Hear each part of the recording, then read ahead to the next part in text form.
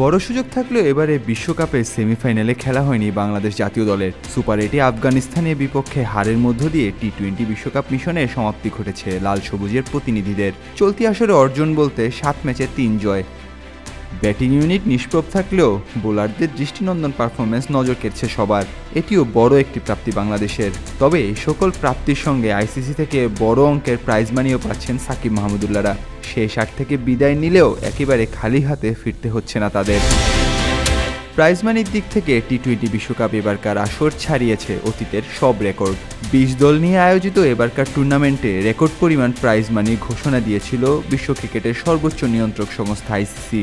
সব মিলে $11.25 মিলিয়ন বা 132 কোটি টাকার প্রাইজ মানি দেয়া হবে এবারকার আসরে, যেখানে চ্যাম্পিয়ন দল প্রাইজ মানি হিসেবে পাবে $2.45 মিলিয়ন মার্কিন ডলার।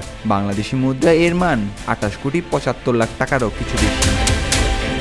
চ্যাম্পিয়ন দলের জন্য এটাই সর্বোচ্চ প্রাইজ মানি। এছাড়া রানার আপ দল কমপক্ষে $1.28 মিলিয়ন মার্কিন ডলার বা বাংলাদেশি মুদ্রায় 15.2 লাখ টাকা প্রাইজ মানি পাবে। সেমিফাইনালে হেরে যাওয়া দল দুটি পাবে $7,87,500 মার্কিন ডলার।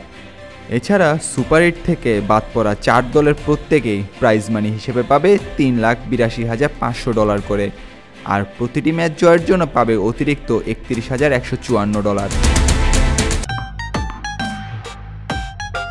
দাগ লাগুক যতবার, বার্জার ইজি ক্লিন একবার। সুপার 8-এ জায়গা করে নেওয়া দলগুলোর জন্য ন্যূনতম প্রাইজ মানি $3,82,500 মার্কিন ডলার, যা বাংলাদেশি টাকায় $4,49,26,000 টাকার কিছু বেশি।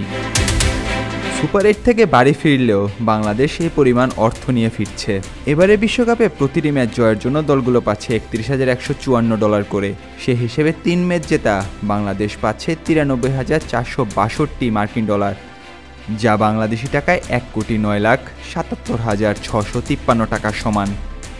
সব মিলিয়ে বিশ্বকাপ থেকে বাংলাদেশের আয় $4,75,962। বাংলাদেশি মুদ্রা মান অনুযায়ী এর পরিমাণ $5,56,87,554 টাকা।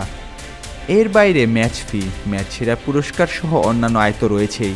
সব মিলে আর্থিক দিক থেকে বেশ ভালো বিশ্বকাপ কাটিয়েছে টাইগাররা। তবে মাঠের পারফরমেন্সে তৃপ্তির ঢেকুর তোলার সুযোগ পাচ্ছে না সমর্থকরা, কারণ সুপার 8-এ যে একটি ম্যাচেও জেতেনি দল। সেমিফাইনালে খেলার বড় সুযোগ থাকলেও আফগানিস্তানের বিপক্ষে হেরে বিদায় নিতে হয়েছে টাইগারদের। এর আগে গ্রুপ পর্বে শ্রীলঙ্কা, নেদারল্যান্ডস ও নেপালকে হারায় বাংলাদেশ। বিশ্বকাপে 7 ম্যাচে জয় 3টিতে। জয়ের সংখ্যা হিসাব করলে আগের সব আসরকে ছাড়িয়ে গেছে বাংলাদেশ। শুধু তাই নয়, প্রথম আসরের পর এবারই প্রথম তারা খেলল দ্বিতীয় রাউন্ডে, অর্থাৎ সুপার 8-এ। কিন্তু মাঠের পারফরমেন্স, বিশেষ করে ব্যাটিং বিভাগ ছিল খুবই নড়বড়ে। ব্যাটিং ব্যর্থতা মাথায় নিয়েই শেষ ম্যাচ হেরে টুর্নামেন্ট শেষ করেছে নাজমুল হোসেন শান্তর দল। Nahian Arifin, on field.